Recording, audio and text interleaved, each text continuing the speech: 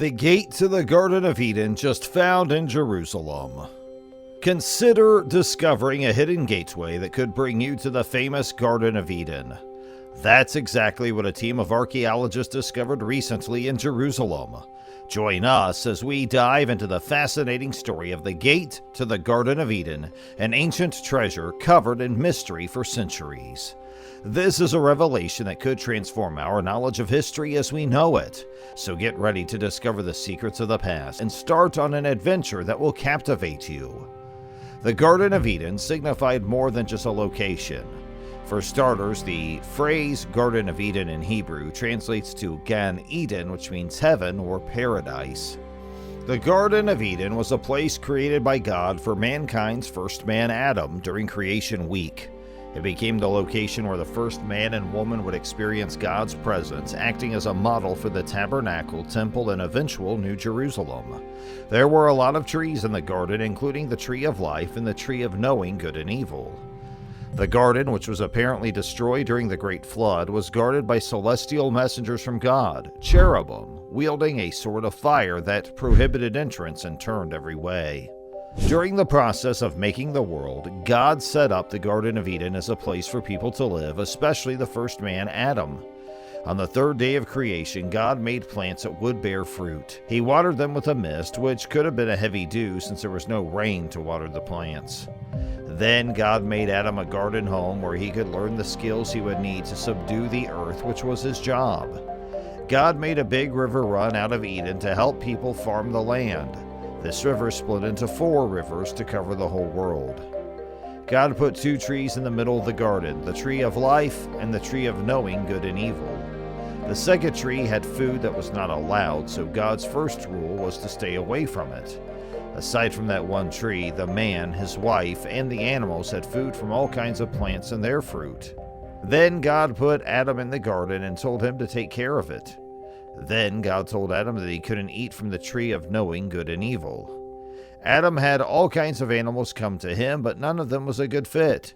So God made a woman for him to be his partner. Adam and Eve fell because they disobeyed God. Satan, in the form of a snake, tried to get Adam and Eve to eat the forbidden fruit from the tree of knowledge. When they believed the lies of the snake, they were kicked out of the garden. Cherubim with swords of fire were put at the gate of Eden to stop people from going back into the garden.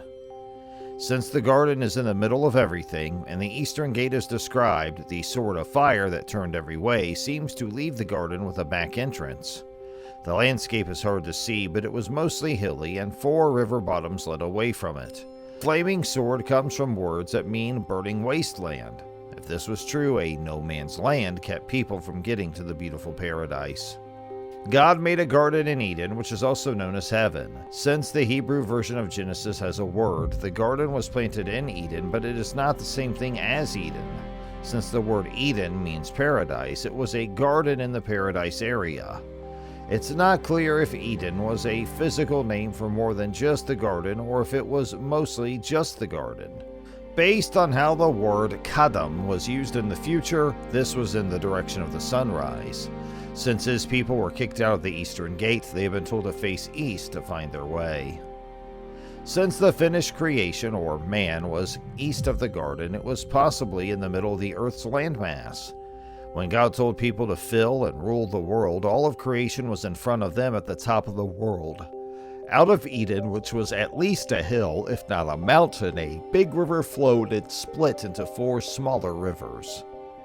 These rivers were the Pishon, which ran through the whole gold-rich area of Havilah, the Gihon, which ran through the area of Cush, the Tigris, which ran through the area of eastern Ashur, and the big Euphrates.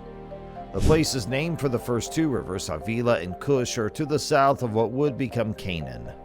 The Hiddekel ran through the area to the east, and the sources of the Euphrates were to the north. Since the Great Flood changed the world so much, it is impossible to know where Eden is. After the flood, people may have ended up close to where it all started. They may have named the 2 rivers on either side of the plain of Shinar after the biggest rivers known from Noah's records.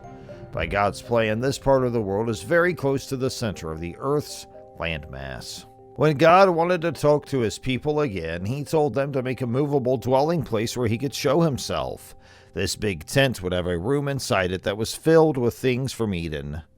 The most obvious of these signs of Eden was the golden cherubim in and around the innermost room of the property.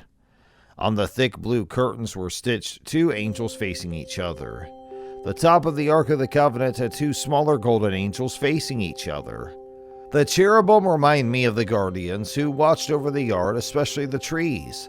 Inside the Ark of the Covenant were the 10 Commandments, which were God's proof of the knowledge of good and evil. Even though everyone knew these rules, the pills in the box they were in were not to be touched. The lampstand and the table for the bread of the present were 2 more symbols that were outside the veil but not open to the public. As a sign of endless life and a reminder of the tree of life, the lamps were always to be lit. Almost 500 years later, the temple was built to replace the tent. David had built a tent to house the ark, but it was his son Solomon who built the temple. The temple served for about 500 more years before it was destroyed and then rebuilt to serve for about the same amount of time in different stages of grandeur. Even though the temple was bigger, it had all the same parts as the tabernacle. But in the inner shrine, called the Holy of Holies, there were 2 huge statues of cherubim standing with their wings spread out and facing east. This looked a lot like the cherubim that stood watch at the east gate of Eden. Also, cherubim and palm trees were carved into the temple's walls that were made of panels. This was a memory of how beautiful the original garden was in the tropics. Once Jerusalem on earth had been destroyed for the second time, God's glory left the earth to live in heaven for the rest of the last days. There, the universal tree of life and the Ark of the Covenant would be safe from forces trying to take over the land. But when the last day of judgment comes, all the people who follow God will live where he lives, in an incredibly beautiful and huge copy of the Holy of Holies, which will be called the City of God or the New Jerusalem. God will live with his people forever. There will be rivers running through the land where there used to be deep seas. At least 12 trees will grow from the tree of life.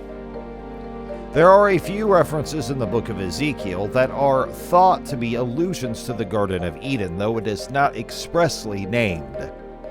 One of the most important is seen in Ezekiel 28, where the prophet is delivering a message of judgment to the king of Tyre. Ezekiel employs imagery in this text and appears to be based on the tale of Adam and Eve in the Garden of Eden. Ezekiel chapter 28 verses 13 and 14 states, "You were in Eden, God's garden, and you were adorned with every precious stone, ruby, topaz, emerald, chrysolite, onyx, jasper, sapphire, turquoise, and beryl. Your settings and mountings were crafted of gold, and they were ready the day you were born. You were anointed as a guardian cherub, because I ordained you to be so. You were on God's holy mountain, walking among the flaming stones." According to this scripture, the king of Tyre was in Eden, God's garden, and was adorned with costly stones. And this appears to be a reference to the Garden of Eden, which was reported to have featured pleasing to the eye and good for the food trees, as well as a river that flowed through it and watered the garden. While Ezekiel does not specifically name the Garden of Eden, this passage and others like it indicate that he was drawing on garden imagery and symbolism in his prophetic utterances. We know it's referenced in the Bible, but because it can't be found, some may wonder if it ever existed. To be honest, many people will try to dismiss the story of the Garden of Eden as mere legendary fiction. Part of the problem with this notion is that God was explicit in not just planting a garden, but also in doing so in a specific area. Eden was the location of the garden. The fact that you can't find the garden doesn't mean it doesn't exist. In addition, the garden is mentioned in Isaiah chapter 51 verse 3, Ezekiel chapter 28 verses 12 and 13, chapter 31 verse 9, chapter 36 verse 35, and in Joel chapter 2 verse 3. Revelation chapter 22 verses 1 through 3 also cites the tree of life, which was found in the garden specified in Genesis. Earlier in Revelation, Jesus references the tree of life. In fact, the tree of life from which Adam was forbidden to eat after he sinned will be the tree of life from which we shall be able to eat in eternity. In Revelation chapter 2, verse 7, "Whoever has ears, let them hear what the Spirit says to the churches. To the one who is victorious, I will give the right to eat from the tree of life, which is in the paradise of God." The Septuagint, which is a Greek translation of the Old Testament, employs the same word in Genesis that Jesus uses in Revelation.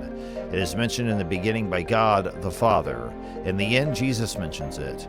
This deal is proof that the Garden of Eden is real. So, where exactly is the Garden of Eden? Honestly, despite numerous attempts, no one has been able to pinpoint the exact spot.